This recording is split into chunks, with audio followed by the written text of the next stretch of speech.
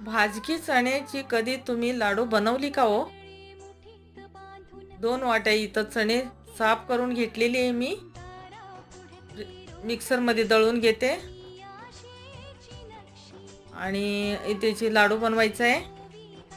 चाळून घेतली आहे. 1 वाटी साखर घेतलेली आहे.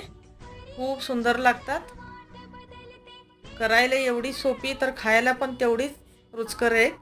तुम्ही एकदा करून बघा. मुलांना अगदी पौष्टिक लाडू, मोठ्या नाही, खूपच सुंदर. आणि वेलची टाकून घेते. लागेल तेवढं तूप टाकून घ्यायचं. तुपाचं काय मोजमाप नाही आहे, थोडंच तूप लागते. झटकीपट भाजायचं नाही, काय दुसरं काय दळायचं नाही आहे. झटपट होणारी लाडू आहेत.